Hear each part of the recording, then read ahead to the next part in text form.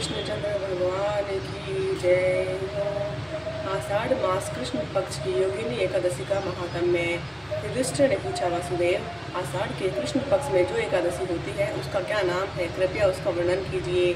भगवान श्री कृष्ण बोले, नरश्रेष्ठ, आषाढ़ के कृष्ण पक्ष की एकादशी का नाम योगिनी है। यह बड़े बड़े बाधकों का नाश करने वाली है। संसार सागर में डूबे हुए प्राणियों के लिए यह सनातन नौका के समान है। तीनों लोकों में यह सारभूत व्रत है। अलकापुरी में राजाधिराज कुबेर रहते हैं। वे सदा भगवान शिव की भक्ति में तत्पर रहते हैं। उनके हेममाली नाम वाला एक यक्ष सेवक था जो पूजा के लिए फूल लाया करता था। हेममाली की पत्नी बड़ी सुंदरी थी। उसका नाम विशालाक्षी था। वह यक्ष काम पास में आबद्ध होकर सदा अपनी पत्नी में आसक्त रहता था। एक दिन की बात है, हेममाली मानसरोवर से फूल लाकर अपने घर में ही ठहर गया और पत्नी के प्रेम का रसास्वादन करने लगा। अतः कुबेर के भवन में न जा सका। इधर कुबेर मंदिर में बैठकर शिव का पूजन कर रहे थे। उन्होंने दोपहर तक फूल आने की प्रतीक्षा की। जब पूजा का समय व्यतीत हो गया तो यक्षराज ने कुपित होकर सेवकों से पूछा, यक्षों, दुरात्मा हेममाली क्यों नहीं आ रहा है? इस बात का पता तो लगाओ। यक्षों ने कहा, राजन, वह तो पत्नी की कामना में आसक्त हो अपनी इच्छा के अनुसार घर में ही रमण कर रहा है। उनकी बात सुनकर कुबेर क्रोध में भर गए और तुरंत ही हेममाली को बुलवाया। देर हुई जानकर हेममाली के नेत्र भय से व्याकुल हो रहे थे। वह आकर कुबेर के सामने खड़ा हुआ। उसे देखकर कुबेर की आंखें क्रोध से लाल हो गई। वे बोले, ओ पापी, ओ दुष्ट, ओ दुराचारी, तूने भगवान की अवहेलना की है।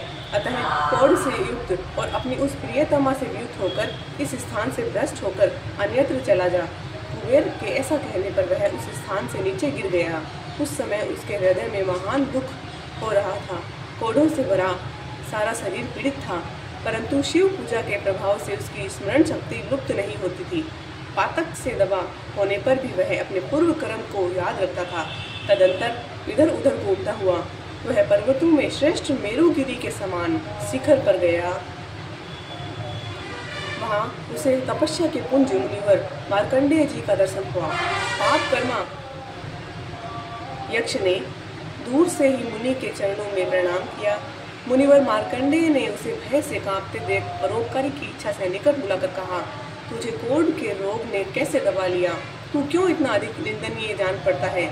यक्ष बोला, मुनि, मैं कुबेर का अनुचर हूँ। मेरा नाम हेममाली है।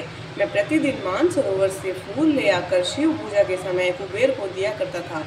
एक दिन पत्नी सहवास के सुख में फंस जाने के कारण मुझे समय का ज्ञान ही नहीं रहा। अतः राजाधिराज कुबेर ने कुपित होकर मुझे श्राप दे दिया, जिससे मैं क्रोध से आक्रांत होकर अपनी प्रियतमा से बिछुड़ गया। मुनिश्रेष्ठ, इस समय किसी शुभ कर्म के प्रभाव से मैं आपके निकट आ पहुँचा हूँ।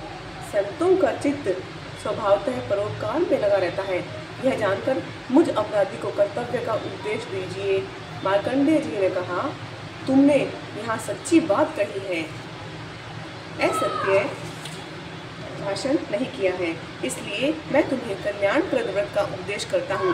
तुम आषाढ़ के कृष्ण पक्ष में योगिनी एकादशी का व्रत करो। इस व्रत के पुण्य से तुम्हारी कोढ़ निश्चय ही दूर हो जाएगी।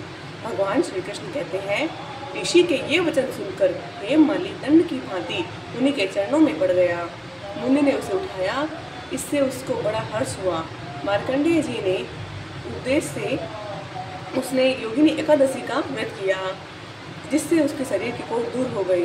मुनि के कथनानुसार उस उत्तम व्रत का अनुष्ठान करने पर वह पूर्ण सुखी हो गया, जिसे मार्कंडेय जी ने उपदेश किया था। नरश्रेष्ठ, यह योगिनी का व्रत ऐसा ही बताया गया है, जो 88,000 ब्राह्मणों को भोजन कराता है। उसके समान ही फल उस मनुष्य को भी मिलता है जो योगिनी एकादशी का व्रत करता है।